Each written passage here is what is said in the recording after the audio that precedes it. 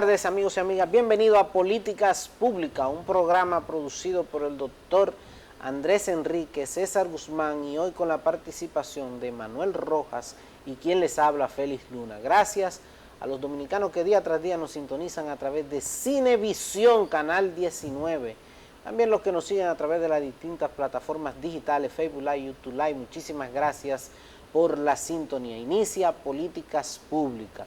Y hoy tenemos un invitado que nos hace sentir orgulloso y tener el privilegio de tener aquí al señor consejero de la Embajada Mexicana en la República Dominicana, el señor Rubén Fuentes, quien está con nosotros como invitado y está aquí porque el próximo 16 de septiembre, ¿verdad?, se cumple un aniversario más de la independencia de ese país que es un símbolo en Latinoamérica, los Estados Unidos mexicanos. Y queríamos conversar con la embajada aquí en la República Dominicana para que nos explique todo este proceso. Bienvenido, don Rubén Fuentes, a Políticas Públicas. Muchas gracias, una honra estar aquí con ustedes. Así es. Don Rubén, nosotros queríamos traerlo aquí porque queríamos conocer los aspectos culturales de la independencia mexicana, que creo que son el único país en el mundo que tienen un rito de celebración, el grito de Viva México, que lo hacen 3 veces, y viva también mencionando algunas figuras que son símbolos de lo que es la cultura mexicana. ¿En qué consiste este grito? ¿Cuál es el origen del grito de independencia de México? Sí, este grito se inició el 15 de septiembre de 1810, cuando el cura Miguel Hidalgo y Costilla, que es el padre de la independencia de México, salió a pedirle a la comunidad mexicana que se manifestaran para poder obtener la libertad y poder ser independientes de España en ese momento. Él entonces gritó Viva México, viva la Virgen de Guadalupe, sí. Viva... Y de ahí surge esta costumbre que año con año los presidentes de México vuelven a llevar a cabo esta ceremonia el día 15 de septiembre por la noche en el Zócalo de la capital de México y hacen honra ahí a los héroes que nos dieron patria, como es Miguel Hidalgo y Costilla,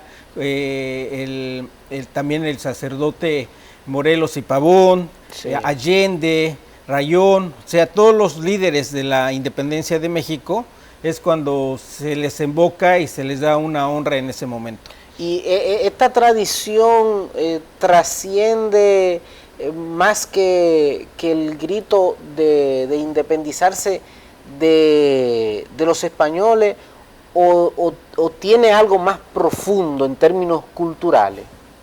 Bueno, esto inició principalmente... Lo pregunto para entender si el patriotismo mexicano es netamente cultural.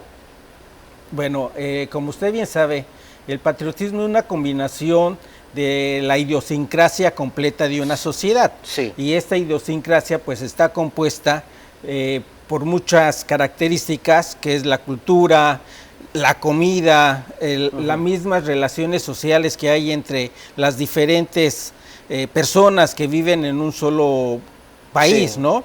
Entonces esto se va creando a través de la historia y esto va fomentando realmente el amor a México. Tenemos 3 pilares en México que nos dan mucha honra en el exterior, que es la comida, sí, ¿verdad? Sí, sí. Ustedes no niegan su taco donde van. no lo niegan. Y es un rito, es casi un rito el asunto de la comida con los mexicanos. Don Rubén, 211... no, pero él no dijo los otros dos, perdón, los otros dos. Te dijo la comida. Sí.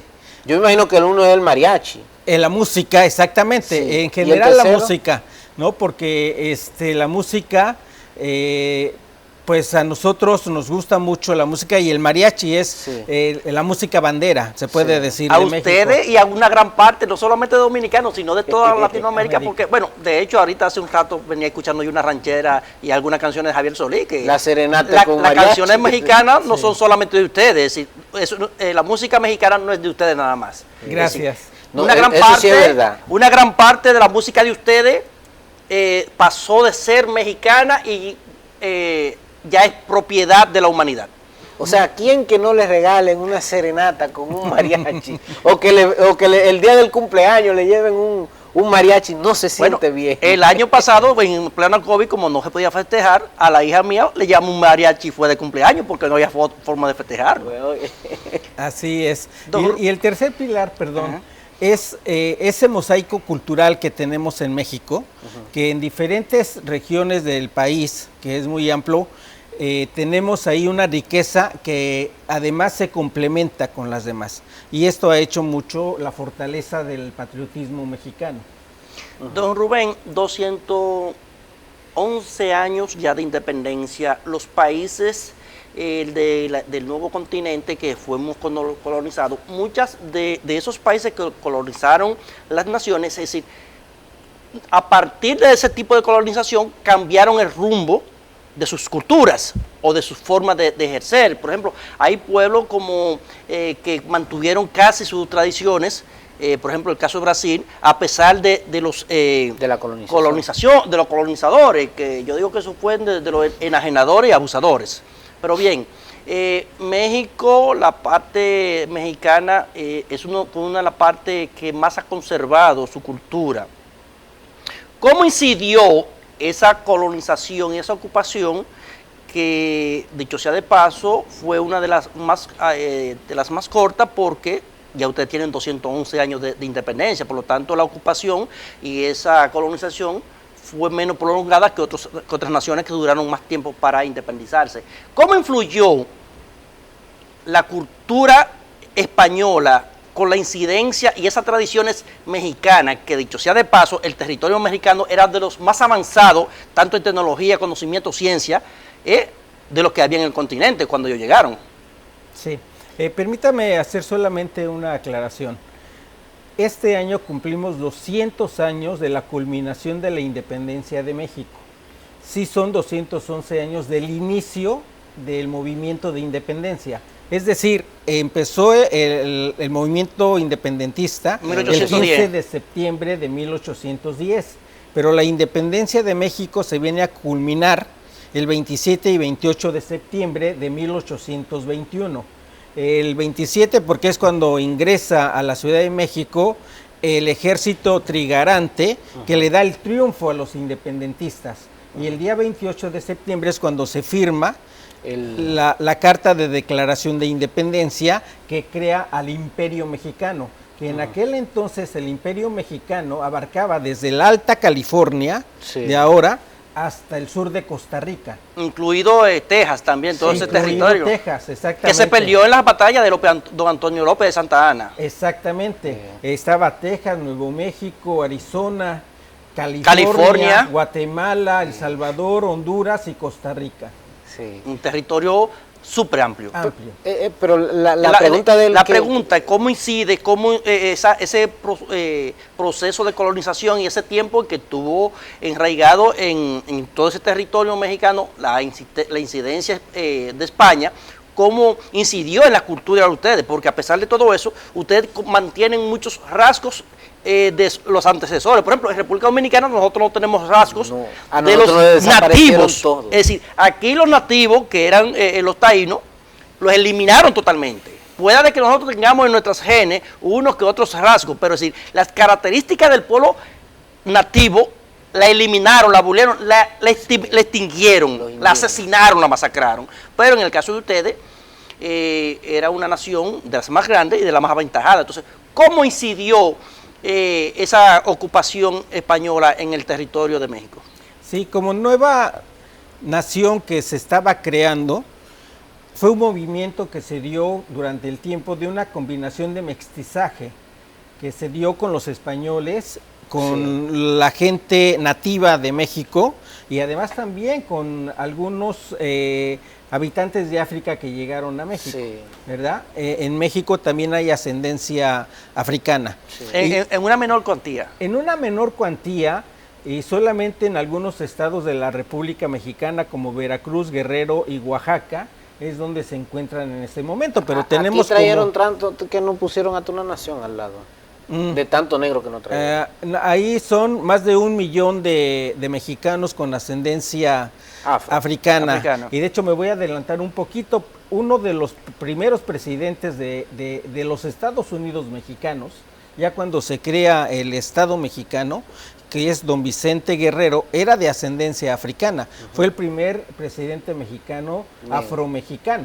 Oh, qué bien. Así es. Y claro, después vino Benito Juárez, que es el primer mexicano 100% nativo de México. Yo estudié en un liceo que lleva por nombre Benito Juárez. Sí. Así es, que es el benemérito de las Américas.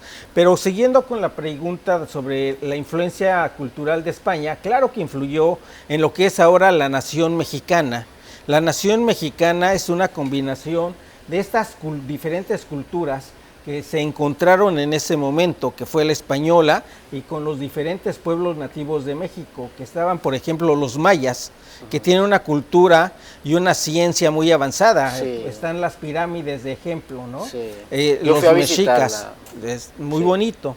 El pueblo mexica, que era realmente el pueblo imperialista en ese momento, que no se le puede llamar así imperialista porque era un sistema totalmente diferente, pero bueno, así le llaman históricamente.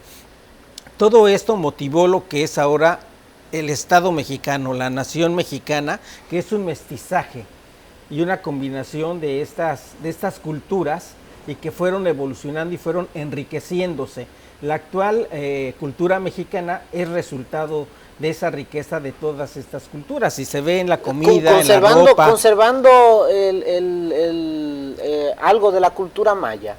Mira, hay algunas cosas que se conservan 100% de las culturas nativas, sí, pero hay otras que fueron evolucionando y que fueron combinándose y que ya son el resultado de ese mestizaje que existió de estas culturas. En la comida te puedo decir un platillo muy gustado en México, que es el chile en nogada. Es un platillo combinado de la cocina española con la cocina poblana, ¿no? Que eso nada más le gusta a ustedes, ese picante tan ardiente, eso uno lo prueba y tiene que tomarse 2 galones de agua, 4 litros de agua tiene uno que...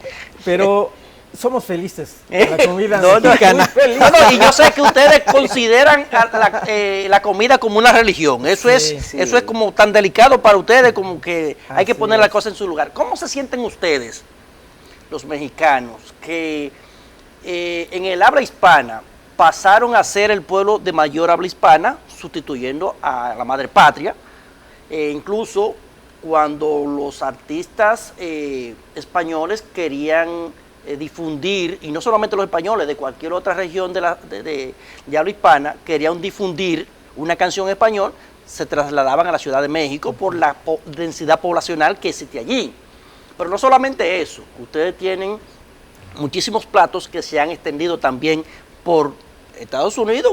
Una de las grandes empresas de comida rápida lleva por nombre, no vamos a mencionar el nombre, pero sí producen es un plato mexicano de tacos. Entonces, ¿cómo se sienten ustedes cuando ustedes van por el mundo y llegan a cualquier parte del mundo y te dicen, mira, dame un taco, dame un tamal, dame cualquier plato de mexicano, y ustedes ven cómo que se sirve, no porque sean un lugar especial de preparar ese tipo de platos, sino porque en cualquier rincón ustedes encuentran comida mexicana?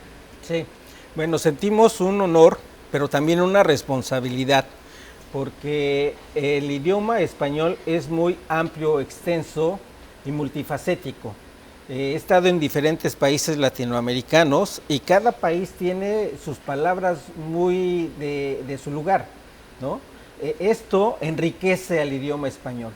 Y si México tiene al mayor número de personas que hablan español, pues tenemos esa responsabilidad de poder enriquecer y poder difundir un español que podamos enriquecer a todas las naciones latinoamericanas y a las que hablan español en el mundo. Don Rubén, hay en México, las personas perciben al individuo mexicano con las características suyas, chaparrito, pelo... No, dependiendo de la zona, porque hay lugares también sí, ahí voy, si existe a lo interno del país un conflicto de raíces por las personas que tienen otro perfil, que son... Hay mujeres bellísimas mexicanas, claro, no estoy diciendo que las chaparritas no las son, ¿verdad? Pero esa combinación de que no tienen las características, vamos a decir, nativas, ¿verdad? Que no son chaparritos, sino que tienen otro perfil más anglosajón, si se le puede decir. ¿Ustedes a lo interno no tienen un conflicto racial como país? Mira, primeramente, gracias por describirme como mexicano.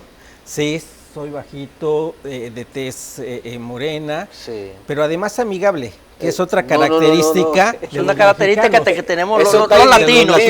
Los latinos sí, en general. Y los dominicanos también tenemos esa característica de ese trato afable. Exactamente. Por eso somos tan rentables y tan fructíferos en el turismo. Así es.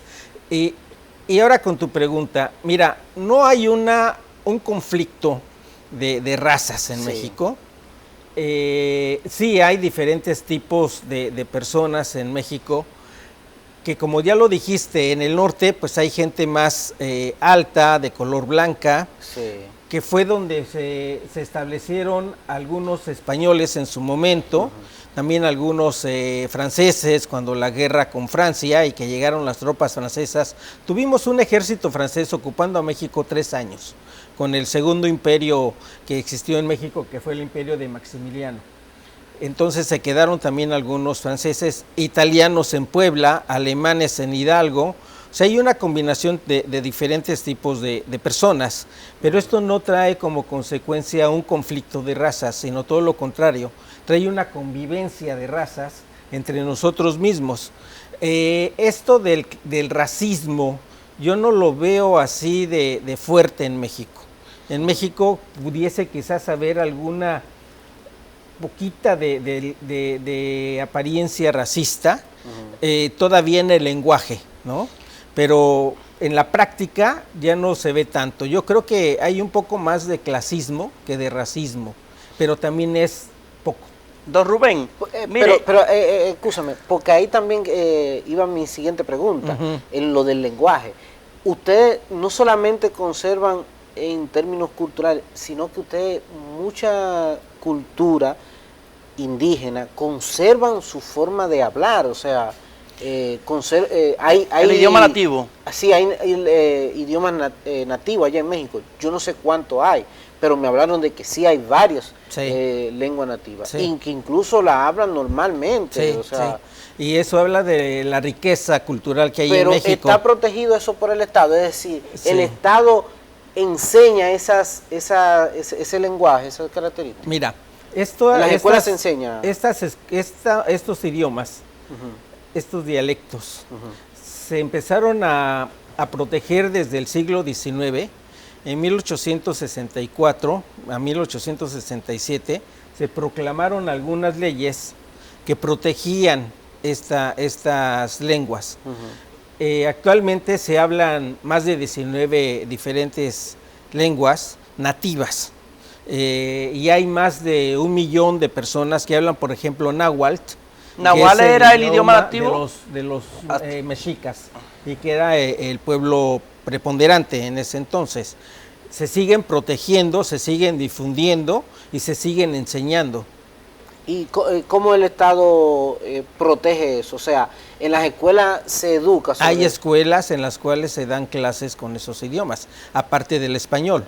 O sea, pueden ser bilingües. En las regiones. En los diferentes regiones. Eso se hace por regiones. Claro, porque es donde se hablan nada más. O sea, no enseñan náhuatl. O sea, ustedes no tienen un lenguaje oficial. El español. El español. El español es oficial. Español, sí. Es oficial. Sí. Y los otros no son oficiales. Los otros en el territorio, me imagino, en el territorio el lenguaje oficial es el español. El español. Y los otros tienen la protección y el apoyo del Estado mexicano para que se sigan fortaleciendo y se sigan conservando. Okay. Don Rubén, Mire, ustedes, igual que nosotros los latinos, y en todas partes del mundo, la gente, pues, le gustan los deportes. En República Dominicana, el deporte rey es el béisbol. Y en República Dominicana existe un partido, ¿verdad? Un equipo de béisbol que se llama el Licey, y después hay como algunos que son para práctica. Y entonces, aquí en República Dominicana, casi la mitad de la población dominicana es liceísta, y los otros están diseminados en otros partidos, ¿verdad? Que participan, ¿verdad? Para hacer presencia. En México, los Chivas, la Cruz Azul, es decir, cuando se enfrentan los grandes equipos, con el caso de ustedes que es el fútbol, allá aunque ustedes juegan mucha pelota, allá el principal deporte es el fútbol. ¿Cómo se divide la población mexicana en cuanto a simpatía? Por ejemplo, en un partido entre el Cruz Azul y el Chivas, ¿cómo se distribuye la población? Mira, es una pregunta interesante acerca de cuántos aficionados le van a Chivas, cuántos le van a Cruz Azul, cuántos le van a la América. No, mira, ahí se fajan a la trompada. Ahí son, bueno, la verdad es que... Yo no sé allá, por ejemplo, aquí en República Dominicana todos los hombres saben de política y de pelota. Me imagino que allá será lo mismo con el fútbol. Sí, gusta mucho el fútbol, pero también el fútbol en México es familiar. O sea, sí nos gusta mucho el fútbol, pero vamos a los estadios con la familia. No es que se vaya a pelear, ¿no? Con la barra del otro equipo, con los aficionados del otro equipo. En general es familiar el fútbol, puede ir uno al estadio cuando no había COVID. Sí. Podría ir uno al estadio con la familia, los niños, la esposa y divertirse. Es más, hay matrimonios que la esposa le va a las Chivas y el esposo a la América. Y los dos sentaditos apoyando a sus diferentes equipos. En mi casa yo soy liceísta y mi esposa es aguilucha. Es un equipito minoritario, pero sí, me lleva a la contraria. Así es. Lo pusieron ese equipito aquí para rellenar, porque no es tampoco que la gran cosa aquí. Pero entonces, sí nos gusta mucho el deporte, lo apoyamos, lo practicamos y es muy familiar. Don Rubén, los mexicanos tienen una cultura muy sólida, tanto así que es difícil que un mexicano fuera de su país, que nazca, por ejemplo, en cualquier otra nación, se desprenda de su cultura, porque en el hogar le enseñan la cultura mexicana. ¿Cuál es la fortaleza que tienen los mexicanos, que tienen esa capacidad de transferir a sus generaciones la cultura mexicana? ¿Cuál es el atractivo que hay? ¿O cómo México ha logrado mantener su cultura tan viva hasta en el exterior? Practicándola.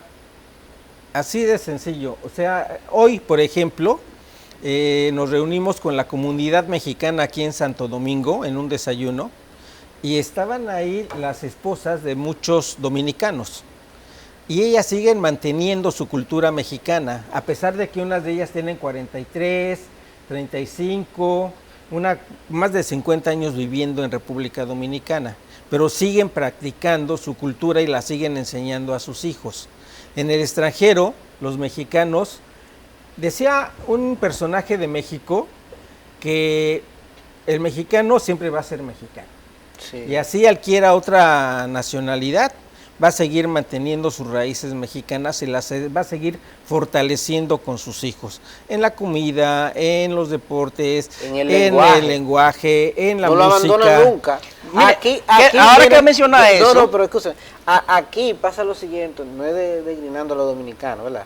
Pero ustedes saben que aquí un dominicano se va para Puerto Rico, para Cuba, y a los 3 días habla cubano. No, tiene el acento cubano. Es más cubano en el lenguaje o más puertorriqueño que los vivos puertorriqueños que viven. Sin embargo, un mexicano viene aquí, tenemos amigos que viven aquí hace 20, 25 años y tienen el acento, es decir, no hablan con el acento dominicano. Mire, por ejemplo, los dominicanos vamos a cualquier parte del mundo y hasta nuestras bebidas a veces abandonamos. Sí. Aunque sí hay algunos dominicanos que viven, por ejemplo, en Europa, cuando uno va para allá, la gente primero llévame una marca de ron local que dicen, tráeme tal cosa. Okay. Sí. Pero eso es una parte. Ahora, México nos ha heredado, y vuelvo, y ahí recalco de nuevo, es decir, la cultura mexicana no es netamente mexicana, ya ustedes no son dueños de la cultura porque ustedes han extrapolado cosas de mexicanos que ya no hay forma de que ustedes puedan decirle, por ejemplo, a dominicanos, a los padres nuestros, pequeños sabe de eso, que no nos pusieran esa ranchera de Antonio Aguilar, de Vicente Fernández, Pedro Infante. Pedro Infante. O sea, aquí incluso habían programas, aquí un programa exclusivo de Pedro Infante que decía, así cantaba Pedro Infante. Yo lo recuerdo de niño. Lo propio con la comida. Ahora, también. Y no era hecho por mexicanos, era hecho por dominicanos. Eso no es exento también de la bebida. Ustedes tienen las bebidas mexicanas. Miren, aquí hay gente, usted va a cualquier centro de bebida de noche y usted ve viendo gente tomando tequila aquí como si fuera mexicano. Ve gente tomando una cerveza de marca mexicana, que no la voy a mencionar porque no tenemos, sí, como si fuera mexicano.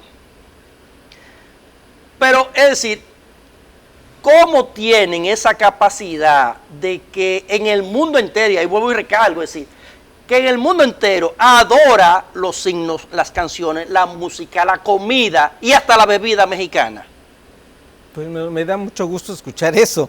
Quiere decir que hemos trabajado bastante tanto en la promoción de nuestra riqueza cultural, en este caso comida y bebidas.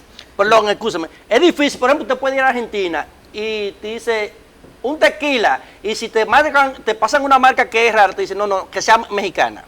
Porque, aunque ustedes ya hay otros países que comienzan a tratar de imitar, ¿verdad?, las bebidas nacionales, ¿sí? Pero usted va a Australia y dice, dame un tequila, y te mencionan hasta los nombres de marcas mexicanas, sí, cosa que no sucede. Por ejemplo, en el caso del vodka, el vodka es una bebida rusa. Sí. Ahora, el vodka de mayor venta en el mundo no es rusa, es de Suecia. Entonces, sin embargo, eso no pasa con ustedes. Es decir, las bebidas de vodka más vendidas en el mundo sí son mexicanas. Las bebidas de tequila, de tequilas. Son mexicanas, sí, pero también hay de otras marcas no tanto conocidas y les voy a explicar por qué.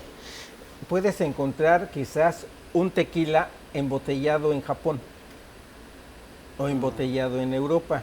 ¿Por qué? Porque hay empresas que venden el tequila granel y lo embotellan lo empacan, sí, con marcas que no son muy conocidas. Lo importante del tequila es que diga que es de agave 100% puro. Si tú quieres tomar un buen tequila, en la botella debe de decir 100% de agave. El agave es lo que es parecido también al maguey. Exactamente, es de maguey, ¿no? el maguey sí, pequeñito. Que aquí todos los dominicanos sabemos una canción que dice que grabé en la penca de un maguey tu nombre. Sí. Unido al mío. Señores, vamos a una pausa y retornamos en breve para que don Rubén también nos diga cómo van a celebrar la independencia aquí, los mexicanos en la República Dominicana, qué tipo de actividades tienen y esas cosas. Vamos a una pausa y retornamos en breve.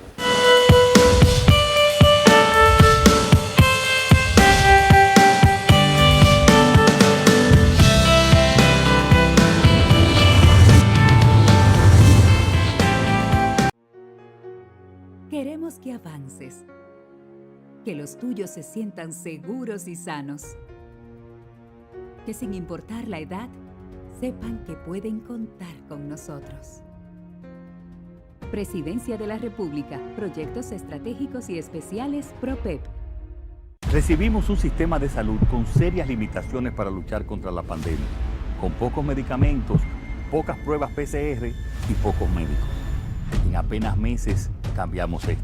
Te dimos un seguro médico gratuito de SENASA. Comenzamos a luchar contra la pandemia con más medicamentos, más pruebas PCR, más camas, más médicos y millones de vacunas, con uno de los planes de vacunación más reconocidos en el mundo entero, que hoy nos permite salvar la vida de muchos dominicanos. Estas no son promesas, son hechos cumplidos. Ahora sí podemos estar más tranquilos. Estamos cumpliendo. Estamos cambiando. Gobierno de la República Dominicana.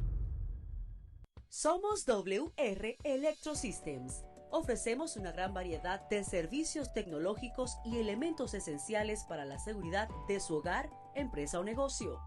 Dentro de nuestros servicios podrán encontrar cámaras de seguridad y CCTV, alarmas, control de asistencia biométricos, controles de accesos, cerraduras inteligentes y todo lo relacionado en seguridad electrónica.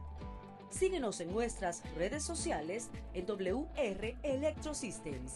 Estamos ubicados en la calle Lorenzo Despradel, número 36, en el sector Los Prados, Santo Domingo. WR Electrosystems. En Banreservas apoyamos la voluntad de quienes trabajan para ofrecer un turismo seguro. Por eso brindamos soluciones que impulsan el crecimiento de nuestro turismo como una de las principales fuentes de ingresos para nuestro país. Banreservas, 80 años siendo el banco de todos los dominicanos.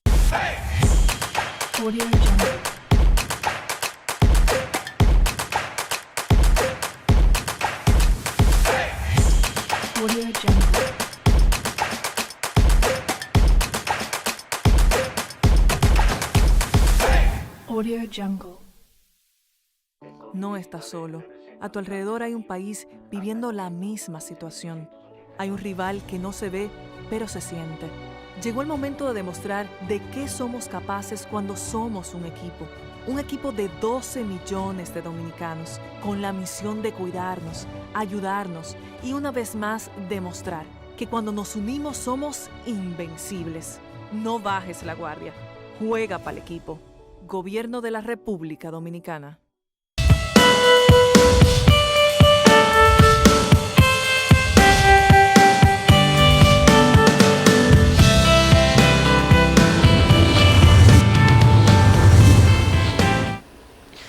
Gracias por mantener la sintonía, señores, y seguimos conversando con Rubén Fuente, de la Embajada Mexicana, de México en la República Dominicana, que están en celebración la semana de aniversario de su independencia. Y antes de la pausa hablábamos sobre las festividades que ustedes van a tener, porque los dominicanos de República Dominicana tienen una gran representación, tanto en lo cultural, en la presencia alimenticia, como en todos los aspectos, pero también tienen muchos mexicanos que hacen vida con nosotros. De hecho, tenemos compañeros en otros espacios mexicanos que comparten con nosotros espacios. Juan José Vega es amigo de nosotros, me imagino que lo conoce. Sí. Que también trabaja aquí. ¿Cómo van a celebrar ustedes el Día de la Independencia? Sí, en este año, lamentablemente, por la situación del COVID, pues no vamos a tener, como siempre, una fiesta amplia para celebrar el inicio de la independencia de México, que es el 15 de septiembre, mañana. Pero sí vamos a tener una ofrenda floral en la plaza de Querétaro, que está atrás del Palacio Presidencial, donde hay tres bustos de líderes independentistas mexicanos, entre ellos la corregidora de Querétaro. Ah, ok. ¿Detrás del Palacio de la Presidencia? Sí, correcto. Eso, es sobre Avenida México. Ok, ya. En el parquecito que está ahí entre la México y la Delgado. Es una plaza pequeña, son 3 bustos que hay ahí. Ajá. Y es ahí donde se va mañana, a 15 de septiembre, a las 9 de la mañana, a llevar a cabo esta ofrenda floral, y están todos invitados los que gusten ir. Ustedes ahí van a hacer el grito, ¿verdad? No va a ser grito, esta vez nada más va a ser la ofrenda floral. Solamente no vamos a poder realizar el famoso grito que se hace cuando las condiciones lo permiten, pues se lleva a cabo el grito de ¿Cuáles actividades entonces ustedes tienen pautadas, bueno, ya dentro de su agenda de promoción cultural en la República Dominicana? Mira, este año, como ustedes saben, pues la pandemia nos ha frenado mucho, ¿no? Porque no podemos llevar a cabo actividades con la gente. Entonces estamos esperando a que las propias autoridades sanitarias de Dominicana pues nos permitan ver ya una luz de poder realizar a cabo actividades in situ con las personas y poder llevar a cabo más actividades culturales, pero en este momento no podemos. Ok, y ya una pregunta que hay que hacérsela de regla, ¿verdad? Porque si no la hacemos, el televidente que está ahí, yo me imagino que se la pregunta. Las personas que quisieran conocer México, que quieren ir a hacer turismo a México, ¿cómo lo harían? Mira, actualmente México está recibiendo a las personas, no está solicitando ninguna prueba de COVID o que demuestren que están vacunados. Pueden llegar a México solamente llenando un cuestionario llegando a México. No hay que hacerse la prueba. No hay que hacerse la prueba, no hay que llevar... ¿Y los requisitos para el visado? El visado como turista poder tener una solvencia económica que se puede demostrar con una carta de trabajo y con un estado de cuenta de ahorros en la cual se demuestra que tienen los fondos suficientes para poder viajar a México, y su pasaporte con una vigencia mínima de 6 meses, 2 fotografías y llenar la solicitud. Así es. Con eso Así es que todo. las mujeres que quieran buscar un mexicano, ¿verdad? No, eso es para tu viaje turista. Señores. Gracias, don Rubén, por darnos la oportunidad de venir al espacio. Y la invitación está hecha. Hay otro tema que se quedan, que tiene que venir, ¿verdad? Para más adelante tratarlo. Con mucho aquí. gusto, encantado. Sí. Les agradezco mucho. Vamos a una pausa. Regresamos en breve.